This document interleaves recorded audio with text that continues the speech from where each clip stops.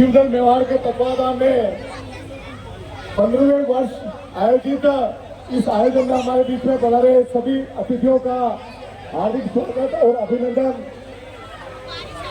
क्योंकि लड्डू गोपाल जी का जन्मोत्सव है तो भगवान इंद्रदेव भी अपनी हाजिरी बराबर लगा रहे हैं। मैं सभी पधारे हुए भक्तों का हार्दिक स्वागत अभिनंदन करता हूं।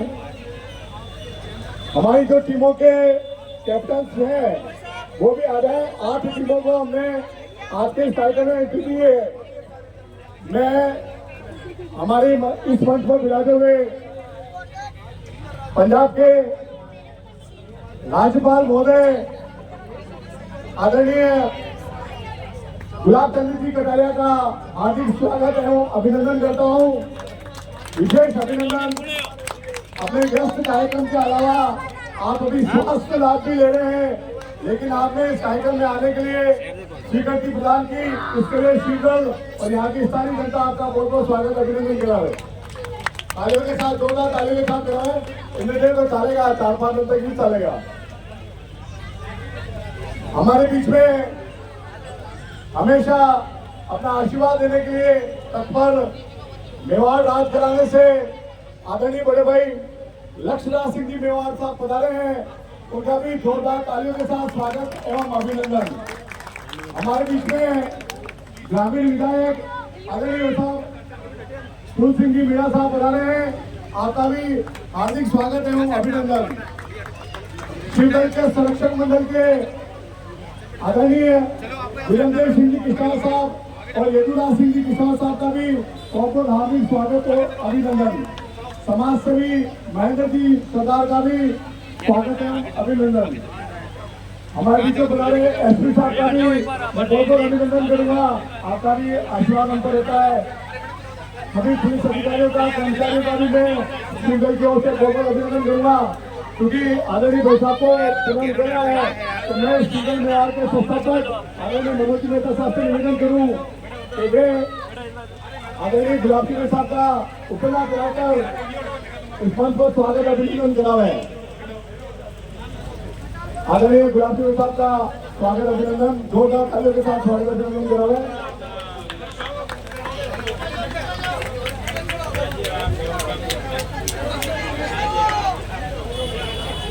आदरणीय मेवाड़ राज घराने से बड़े भाई लक्ष्मणराज सिंह जी मेवाड़ का उपन्यास कराकर स्वागत अभिनंदन करावे।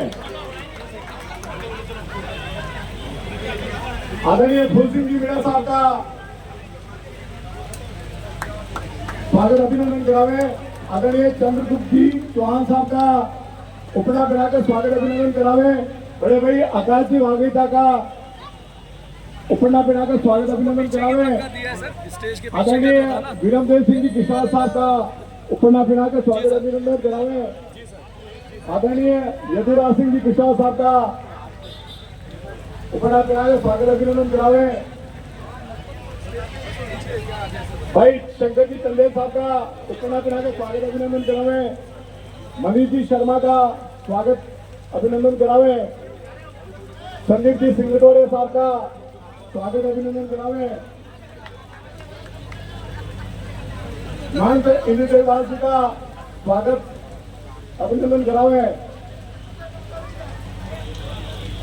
भाई साहब मदन जी दवे का स्वागत अभिनंदन करावे। आदरणीय राजकुमार जी यादव का स्वागत अभिनंदन करावे। महेंद्र जी आदरणीय महेंद्र जी का स्वागत अभिनंदन करावे। आप सभी से निवेदन है कि 2 मिनट विराट के हिसाब से आदमी को भी आता आश्वासन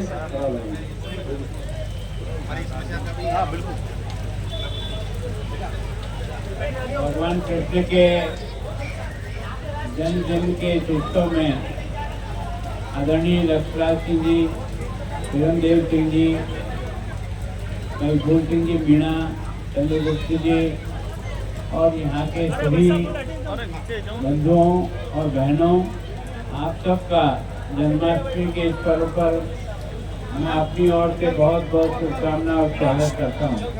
विशेष करके मनोज जी का मैं सोचता हूँ कि इतने वर्षों से निरंतर फ्यूजल मेवाड़ के माध्यम से इन्होंने इस क्षेत्र में हम सबको धर्म के प्रति जोड़ने का जो काम किया है विभिन्न कार्यक्रमों के माध्यम से, उसके लिए उनका और उनकी सारी टीम का आप सबकी ओर से, मेरी ओर से एक बार ताली बजा के उनका स्वागत करें। इस आयोजन में सहयोग करने वाले सभी बंधुओं का, जो इसमें एक सहयोगी बनकर के इस कार्यक्रम को इस रूप में मनाने का प्रयास करते हैं, उन सब बंधुओं को भी मेरी ओर से बहुत बहुत धन्यवाद। मैं सोचता हूँ कि हमारे देश का ये सौभाग्य रहा है कि जब जब भी कोई संकट आता है तो कोई न कोई महापुरुष अवतरित हो जाता है। भगवान कृष्ण का भी जन्म इसी प्रकार से, कंस के पापों को तो उसके स्वयं के मामा ही थे, लेकिन उसका विनाश करने के लिए भगवान को स्वयं को जन्म लेकर आना पड़ा। तो मैं सोचता हूँ कि वास्तव में आप और मैं इस बारे में सोचें कि वास्तव में सभी महापुरुष आते हैं तो किसी उद्देश्य के लिए आते हैं, लेकिन हम दुर्भाग्यशाली हैं कि महापुरुष की उन बातों को अपने अंदर बिठा करके उसके अनुसार जीवन जीने का प्रयास नहीं करते। इसलिए हर बार कोई न कोई नया दुष्ट पैदा हो जाता है। मतलब इस दुष्ट से धरती का नाश करने के लिए भगवान कृष्ण को ही क्यों आना पड़े? हम सब भी तो दुष्टों का नाश करने की क्षमता रखते हैं। तो हमें भी अपने मन में सोचना चाहिए कि भाई हम लोग भी तो, अगर भगवान को ही हर बार आना करे और दुष्ट का नाश करना पड़े तो फिर हम किस बात की करें? हमारा भी तो कोई कर्तव्य है। तो मैं सोचता हूँ कि भगवान कृष्ण के जन्मदिन पर हमको इस बार सोचे कि चारों तरफ भारत इस समय शत्रुओं से घिर गया है। सारी देश और विदेश की शक्तियाँ हमको मिटाने के लिए जिस प्रकार से काम करें, सारी दुनिया चिल्लाती है, लेकिन बांग्लादेश में हिंदुओं पर जिस प्रकार का अत्याचार और अनाचार हुआ है, देखकर रोंगटे खड़े हो जाते हैं। दुनिया का कोई देश नहीं बोलता है, कोई व्यक्ति नहीं बोलता है, हमारे लिए रोने वाला भी कोई नहीं है। और बाकी कहीं छोटी सी घटना घट जाती है तो सारी दुनिया चिल्लाना शुरू कर देती है, मानव अधिकार आ जाते हैं, सब प्रकार के अधिकार आ जाते हैं। और हम पर जब कभी भी इस प्रकार का अन्याय और अत्याचार होता है तो सारे आंखें बंद कर देते हैं। इसका मतलब इसका प्रतिकार करने के लिए और कोई नहीं आएगा, हमको ही इस प्रतिकार के लिए अपने आप को तैयार करना पड़ेगा, क्योंकि हमारे बाप दादाओं ने अपने सर देकर के भी भारत की संस्कृति को और धर्म को बचाए रखा है। हम आज तक जिंदे हैं ना, तो इसी कारण से कि ऐसे पुरखे पैदा हुए हैं, और मेवाड़ तो उसका उदाहरण है। मैं सोचता हूँ कि कैसे ईश्वर एकलिंगनाथ ने किस प्रकार से इस मेवाड़ की गरिमा को इतना ऊपर उठाया है, तो हम सब लोग भी तो कुछ कर सकते हैं ना। मैं सोचता हूँ ये छोटी घटना नहीं है, इस एक घटना ने आपको और मुझको झकझोर के खड़ा कर दिया है कि अगर समय नहीं रहते, संभले नहीं ना, तो हिंद महासागर में डुबकी लगाने के अलावा कोई दूसरा चारा नहीं बचेगा। उसको बहुत संतोष से और शांति से सोच करके अपने आप को सशक्त करने की आवश्यकता है, तब जाकर के हम जन्माष्टमी के इस पर्व को भगवान कृष्ण को ये कह सकेंगे, यदा यदा ही धर्मस्य ग्लानिर्भवति भारत अभ्युत्थानम्, जो इसी तरह से होता है।